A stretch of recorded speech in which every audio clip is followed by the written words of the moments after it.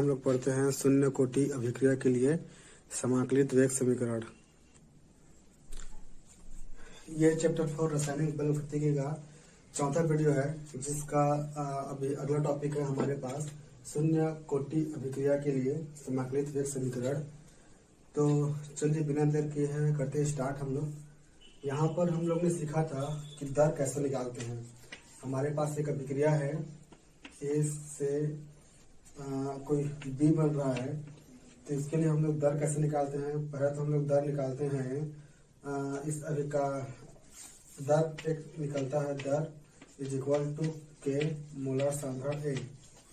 और दूसरा हम लोग दर निकालते हैं, औसत दर हम लोग निकालते थे माइनस का डी ए बटा डी टी। दोनों दर हम लोग निकालते हैं। अब इन दोनों दर को हम लोग इक्वल कर देते हैं। जब दोनों दर को इक्वल करते हैं तो हम लोग को क्या मिलता है, देखिए माइनस का डी मोलर सांद्रण A divided by D T is equal to ये हो जाएगा हमारे पास के मोलर सांद्रण ए। इस प्रकार से हम लोग इसका दर निकालते हैं। और ये होता है हमारे पास घातेन, ठीक है, जो कि अभिक्रिया की कोटि कहलाएगी। तो एक दर निकाला जाता है, हम लोग को इस हिसाब से दर निकालेंगे और दूसरा दर हम लोग निकालते हैं इस हिसाब से। तो मैंने क्या किया, यहाँ पर दोनों दर को आपस में बराबर कर दिया। अब शून्य कोटि अभिक्रिया के लिए समाकलित वेग समीकरण। तो अगर ये अभिक्रिया शून्य कोटि की है तो इस अभिकारकों के घातों का योग शून्य होना चाहिए। हम लोग पहले भी शून्य कोटि अभिक्रिया के लिए बात कर चुके थे। शून्य कोटि अभिक्रिया क्या होती है? शून्य कोटि अभिक्रिया हम लोग किसे कहेंगे? जब अभिकारकों के जो सांद्रण होते हैं उसमें जीरो घात उनके घातों का योग शून्य होना चाहिए, उससे हम लोग शून्य कोटि अभिक्रिया कहेंगे। तो यहाँ पर मैं लिखूंगा n बराबर 0। तो ये हो जाएगा माइनस का डी मोलर सांद्रण A divided by D T is equal to ये हो जाएगा के और सांद्रण ऑफ ए, और यहाँ पर n की जगह मैं लिखूंगा 0। चलिए देखते हैं आगे। यहाँ पर एक फार्मूला अप्लाई कर देते हैं, x to the power 0 is equal to 1। तो किसी घात में 0 लगता है तो उसका वैल्यू 1 के बराबर होता है। तो यहाँ से हो जाएगा पूरा 1, डी टी को उधर पक्षांतर कर दूंगा। तो ये क्या हो जाएगा, माइनस का डी मोलर सांद्रण A is equal to D T minus का के, यहीं पर रहेगा, इसका एक के साथ ये हो जाएगा 1 और 1 गुणा के इज इक्वल टू के और इंटू डी टी हो जाएगा डी टी। चलिए अब माइनस करनी हो गई। अब मैं इस माइनस को इधर पक्षांतर कर देता हूँ, तो ये हो जाएगा डी और ये जाएगा ए इज इक्वल टू माइनस का के डी टी। अब इसको मैं समाकलन कर देता हूँ, D A is equal to minus K D T. इसको समाकलन कर देते हैं।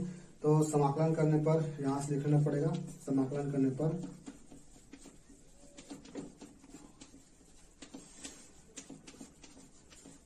देखते हैं समाकलन करने पर क्या होता है। समाकलन इस तरीके से हम लोग करते हैं, D A is equal to minus का के डी टी और इधर होगा समाकलन। समाकलन में हम लोग सीमा लगाएंगे, लेकिन समाकलन क्यों करते हैं? ये हमारे पास डी ए है, यानी डी मतलब तात्क्षणिक औसत दर है। अगर इसको हम लोग समाकलन कर देंगे तो ये हमारे पास पूरा निकल जाएगा और शून्य कोटि अभिक्रिया के लिए वेग निकल जाएगा। तो यहाँ तक देखते हैं सब। इसके बाद में इस साइड को मिटाऊंगा और फिर हम लोग आगे दर हल करेंगे। तो हम लोगों ने दर निकाले, दर जो है दोनों तरीके से दर निकाले हैं, दो विधि से हम लोग दर निकालना सीखे हैं। एक तो दर निकलता है के ए सांद्रण के हिसाब से, और सेकंड है हम लोग पहले पढ़े थे इसको उस हिसाब से। तो ये हो जाएगा माइनस का डी ए ये वाला हिस्सा, उसके बाद माइनस का के ए सांद्रण वाला हिस्सा, दोनों आपस में इक्वल कर दिए क्योंकि दोनों दर आपस में इक्वल है। और इस हिसाब से हम लोग आपस हल करके यहाँ पर लिखे हैं। अब इसके साथ लेना चाहते हैं तो इसके साथ ले लीजिए, उसके बाद मैं आगे मिटा रहा हूँ उसको। ठीक, अगर इसका हम लोग समाकलन करते हैं तो एक लिमिट चाहिए हमको। तो लिमिट क्या होगा, तो समझते हैं लिमिट क्या होगा। मान के चलिए अगर हमारे पास समय है t बराबर 0 है, तो हमारे पास जो है मोलर सांद्रण यानी रिएक्टेंट कितना हो जाएगा हमारे पास R0। और यदि हमारे पास समय अगर t है तो जो हमारे पास मोलर सांद्रण है यानी दर है, अभिकारक का दर है, वो है हमारे पास हो जाता है RT। इसको हम लोग को मानना पड़ेगा। तो T बराबर समय हमारे पास 0 है, तो उस समय जो है हमारे पास रिएक्टेंट कितना हो जाएगा, R0 हो जाएगा। अगर हमारे पास अगर समय T है तो उस समय हमारे पास रिएक्टेंट हो जाएगा RT। तो हमको समाकलन की जो सीमा लेनी है वो कहाँ से लेनी है, 0 से लेनी है T समय तक। जिसके साथ D होता है, D जिसके साथ होता है उसका हम लोग समाकलन करते हैं। ये हमारे पास अभिकारक है, ये भी हमारे पास अभिकारक है। तो D के साथ कौन है, D के साथ अभिकारक है। इस बात को ध्यान से समझिए, क्योंकि यहाँ पर इसको नहीं समझेंगे तो आगे चल के ये जो हम लोग की दिक्कत हो जाएगा। अभी जितना भी पढ़े हैं वो तो समझ में आ गया होगा। मैं समाकलन करना सिखा रहा हूँ, समाकलन किसका होगा और कहाँ से कहाँ तक होगा। तो हमारे पास यहाँ पर D है और D के साथ क्या है, A है। A माने रिएक्टेंट है, A माने रिएक्टेंट है, यहाँ से लिखा था रिएक्टेंट है।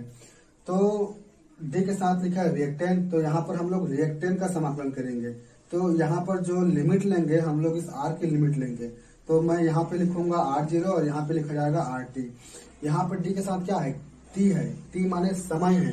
तो इसमें हम लोग समय की लिमिट लेंगे। तो समय कहाँ से कहाँ तक है, 0 से T तक। तो बिल्कुल मत भूलिएगा, यहाँ से हम लोग लेंगे R0 से लेकर RT तक, और यहाँ से हम लोग लेंगे T0 से T तक। तो चलिए इस साइड को उधर लिखते हैं हम लोग। ये हो जाएगा समाकलन, शायद यहाँ पर साइनिंग कर रहा होगा तो थोड़ा सा लिख लीजिएगा। ये हमारे पास समाकलन D और मोलर सांद्रण A is equal to minus के बाहर निकल जाएगा समाकलन से, ये हो जाएगा हमारे पास DT। तो मैंने जैसे बताया यहाँ पर हम लोग D के साथ क्या है, अभिकारक है। तो अभिकारक की हम लोग दोनों लिमिट लेंगे। एक लिमिट है हमारे पास R0, दूसरा लिमिट है हमारे पास RT। इसको मैं एक बार फिर चेक करता हूँ कहीं साइन तो नहीं कर रहा है। बिल्कुल साइन तो नहीं कर रहा है, समझ में आ गया होगा। तो एक तरफ हम लोग लेंगे R0, एक तरफ हो गया RT, और यहाँ पर समाकलन हम लोग किसका लेंगे, D के साथ T है तो हम लोग समय का लेंगे। तो एक तरफ है समय 0, एक तरफ है समय T, ठीक है, निम्न सीमा और ऊपर में होता है उच्च सीमा। अब चलिए देखते हैं इसका समाकलन हम लोग करते हैं। तो समाकलन के कुछ रूल्स होते हैं, कुछ नियम होते हैं, उसके यहाँ पर एक बार मैं फिर से बोल देता हूँ। तो जिस प्रकार से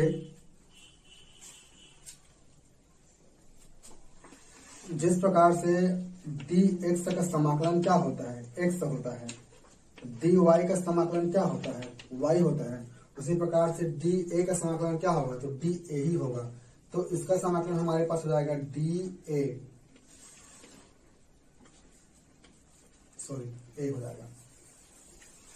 और इसकी सीमा हम लोग लिख लेते हैं। सीमा इसकी क्या हो जाएगी, R0 और यहां से लिखाएगा RT, ठीक है, R0 और ये लिखाएगा RT। ठीक, अब देखते हैं फिर से, देखिए इसका मैंने समाकलन क्या किस प्रकार से किया। dx का समाकलन x होता है, dy का समाकलन y होता है, तो dA का समाकलन dA होगा। और इसकी लिमिट लगा देते हैं हम लोग। माइनस के का समाकलन होना नहीं है, क्योंकि माइनस के तो कांस्टेंट है, जितने भी कांस्टेंट होते हैं उसका समाकलन नहीं होता है। dt का समाकलन क्या होगा, जिस प्रकार से dx का समाकलन x हुआ, dy का समाकलन y हुआ, dA का समाकलन a हुआ, उसी प्रकार से dt का समाकलन t होगा। इसकी भी लिमिट लिखेंगे हम लोग 0 से लेकर t तक। चलिए आगे हम लोग देखते हैं इसको कैसे सॉल्व करते हैं। इसको आगे हम लोग सॉल्व करते हैं अपर लिमिट माइनस लोअर लिमिट। जहां जहां पर हम लोग को a लिखा रहेगा उसको बदल के r करना है। तो ये हो जाएगा हमारे पास RT माइनस R0, ठीक है, अपर लिमिट माइनस लोअर लिमिट। एक जगह हम लोग लिखेंगे R। तो ये हो गया, एक बार a के जगह में लिखो RT, माइनस करना है, एक बार a के जगह लिखो R0। तो ये हम लोग लिख दिए। उसी प्रकार से इज इक्वल टू माइनस के का माइनस के रहेगा। यहाँ पे एक बार हम लोग को करना है t की जगह में t लिखना है और माइनस करना है, और t की जगह में 0 लिखना है, जैसे इधर हम लोग किए थे। देख लीजिए एक बार फिर से, यहाँ पर हम लोग किए थे, एक बार a के जगह में RT लिखे थे और एक बार a के जगह में R0 लिखे थे। तो वैसे यहाँ पर भी एक बार t के जगह में t लिखना है और एक बार t के जगह में 0 लिखना है। तो ये हो जाएगा हमारे पास, t की जगह में लिख देते हैं t माइनस टी की जगह लेते हैं 0। तो जल्दी से इसको हल करते हैं। R T minus R zero is equal to minus का के टी। टी कहाँ से आया? T minus zero is equal to 0, sorry T, तो इसलिए जो है टी के टी आ गया। और आर टी बराबर माइनस के टी, ये हो जाएगा उधर जाके प्लस आर जीरो। तो ये जो समीकरण आया, ये जो हमारे पास समीकरण आया, यही समीकरण है शून्य कोटि अभिक्रिया के लिए समाकलित वेग समीकरण है। तो ये वेग समीकरण है, इसको मत भूलिएगा। अगर हम लोग अर्ध आयुकाल पढ़ेंगे तो यहीं से हम लोग स्टार्ट करेंगे, ये उसका स्टार्टिंग पॉइंट होगा। इस समीकरण को बिल्कुल ध्यान दीजिए। R T is equal to minus K T plus R zero. तो जल्दी से इसका स्क्रीनशॉट ले लीजिए। थोड़ा सा मैं एक ग्राफ बनाऊंगा और उसके बाद हम लोग ये जो है टॉपिक यहीं पर खत्म होगा। तो जल्दी से स्क्रीनशॉट ले लीजिए, या फिर नोट करना है तो नोट कर लीजिए इसको। तो देखते हैं हम लोग कक्षा 10 में आपने पढ़ा होगा कि सरल रेखा का समीकरण क्या होता है। सरल रेखा का समीकरण होता है y बराबर एम एक्स प्लस सी। ये सरल रेखा का समीकरण है। इसी में हमको अब कंपेयर करना है और इसका मैं ग्राफ बना के शो कर देता हूँ। ये किस प्रकार से ग्राफ बनता है। ये हमारे पास एक्स अक्ष होता है, ये हमारे पास वाई अक्ष होता है। एक होता है एक्स अक्ष, एक होता है वाई अक्ष। और ये जो सी होता है हमारे पास यहाँ पर होता है सी।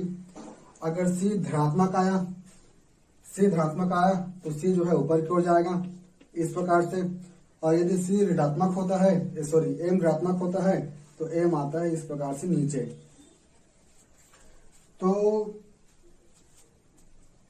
ये कहलाता है प्रवणता।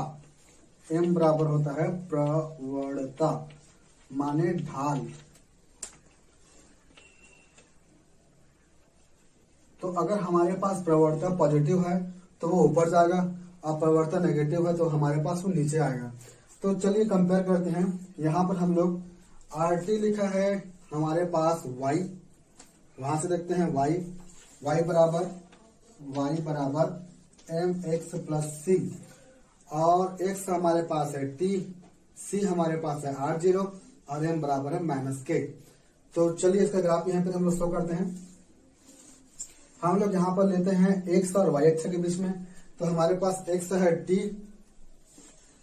लिख देते हैं, y है हमारे पास आर टी, y हमारे पास है आर टी।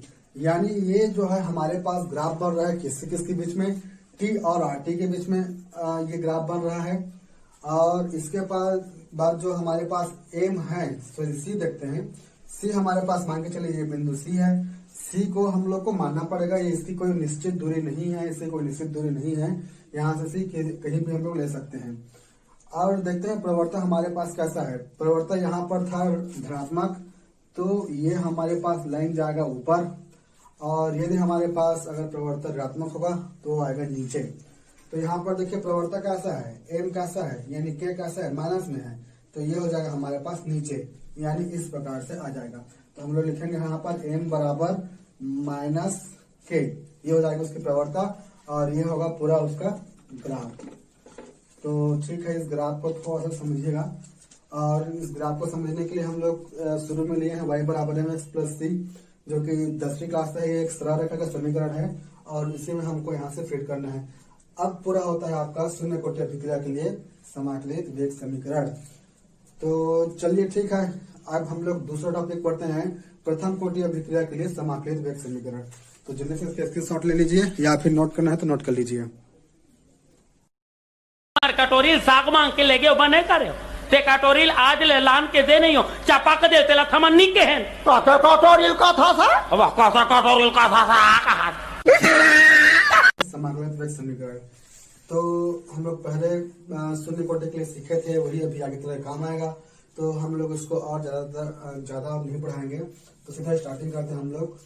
माइनस का डी ए, शुरू में भी यही लिखा गया था, बटा डी टी। ये कहाँ से आया होगा सब पहले नहीं पता तो वीडियो को रिवाइंड कर लीजिए पीछे, और देखिए कि ये हम लोग का पहले भी आ गया था। दोनों दर थे, ये दर और ये हमारे पास हो जाएगा माइनस, ये पर ए लिखा था, मैंने आर लिख दिया, कोई दिक्कत नहीं। यहाँ पर आर ए दोनों भी लिख सकते हैं।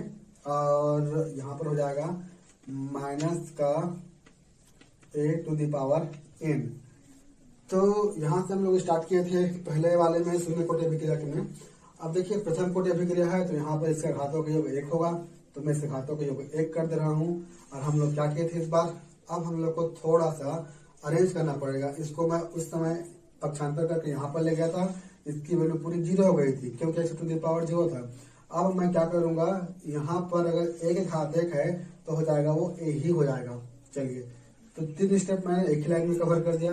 सबसे पहला स्टेप था हमारे पास यहाँ पर n लिखना, दूसरा था n की जगह में 1 करना, तीसरा था a का 1 पावर होगा 1।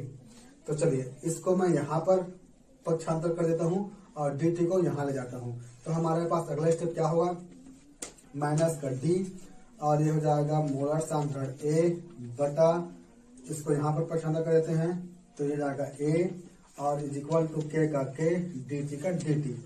माइनस को इधर पक्षांतर कर देते हैं तो हो जाएगा प्लस हो जाएगा ये, और a हो जाएगा बटा a हो जाएगा माइनस का k dt। चलिए आगे देखते हैं कि स्टेप। अब इसको हम लोग को करना पड़ेगा समाकलन। समाकलन करेंगे इसका वही जैसे हम लोग पहले किए थे। पहले कैसे किए थे, यहाँ पर टी के साथ a है यानी अभिकारक है, तो अभिकारक का स्थान हो जाएगा r0 से लेकर rt तक। फिर से बोल रहा हूँ, ये कहाँ से आया नहीं पता होगा तो वीडियो को थोड़ा सा पीछे कीजिए और एक बार देखिए r0 कहाँ से आया होगा।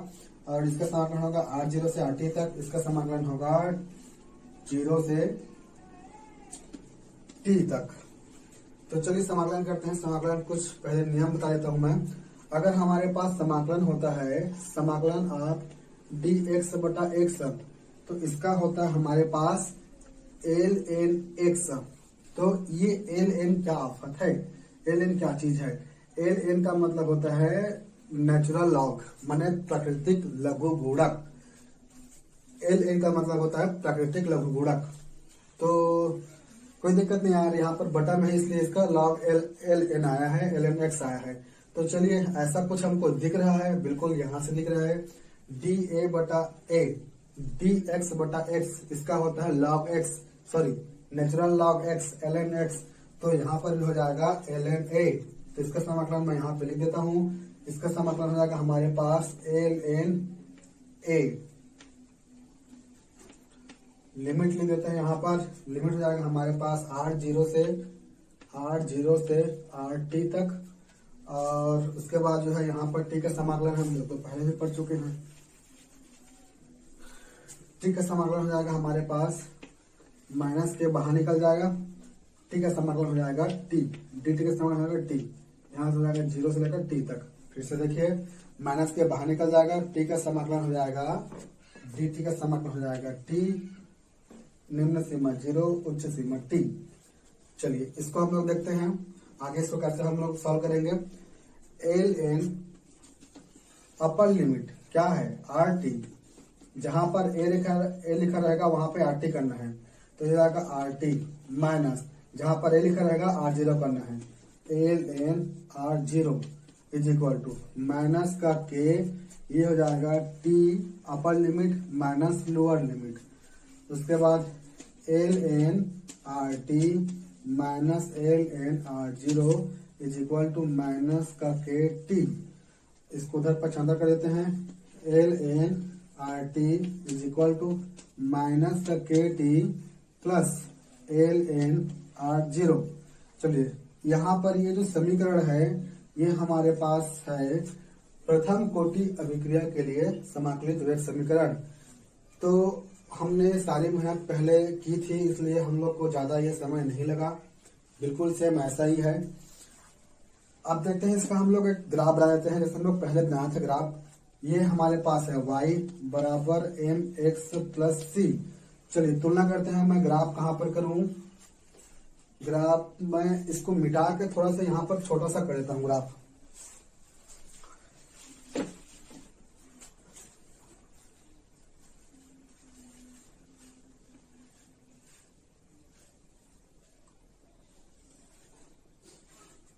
ये होगा हमारे पास y मतलब ln rt और ये हो जाएगा हमारे पास x मतलब t तो ln RT और T के बीच में ग्राफ होगा। ये हमारे पास C मतलब ln R0, ये लिखा है हमारे पास ln R0। ग्राफ बनेगा नेगेटिव है तो माइनस में, और हमारे पास जो प्रवृत्ता होगी वो क्या होगी, माइनस का K। माने माइनस लिखने का आवश्यकता नहीं है क्योंकि नीचे आ रहा है। तो इतना जो हिस्सा हमारे पास दिखा है हमारे पास ग्राफ का हिस्सा है। ठीक है जी, तो चलिए यहाँ पर हम लोग यहीं पर इस वीडियो को यहीं पे खत्म करते हैं। आने वाली वीडियो में हम लोग इसके और कुछ सक्रिय ऊर्जा और अर्धकोटि की अभिक्रिया के बारे में पढ़ेंगे।